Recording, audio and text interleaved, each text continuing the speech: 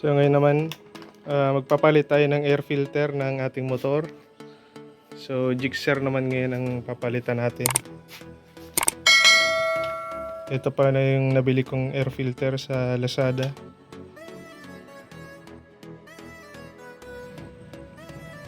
So ayan guys, tanggal na natin yung upuan.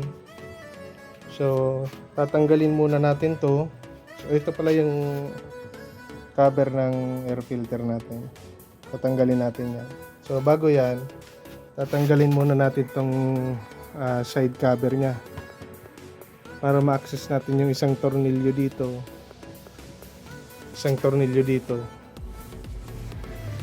Tatanggalin muna natin to. Then sunod, yung mga tornilyo naman nitong cover. So dito isa, dalawa, tatlo, apat. So apat din yan. Tanggalin natin. Yung side cover naman, tanggalin natin na tornilyo. Ito isa, dalawa,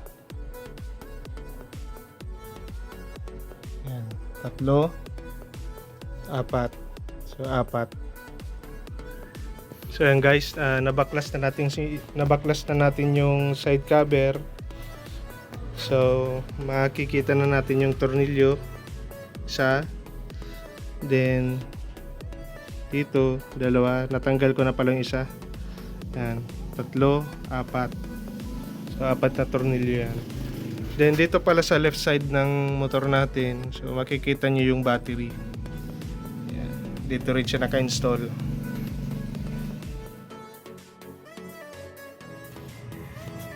Tanggalin na natin yung tornilyo. So tatanggalin na natin tong cover.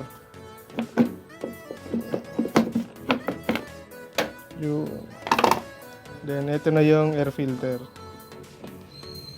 So ayan guys, sobrang dumi na nito. Ayan, itim na. So ito yung papalit natin.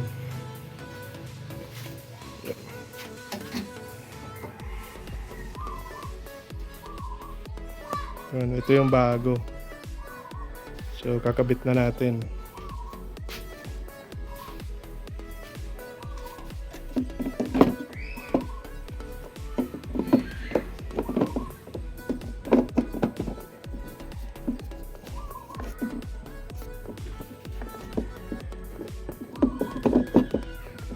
Yan guys, sakto.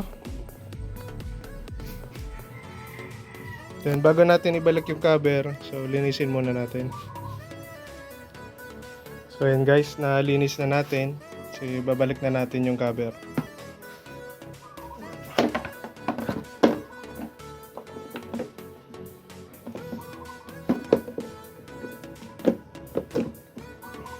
Ayun. So, totornilyo na natin.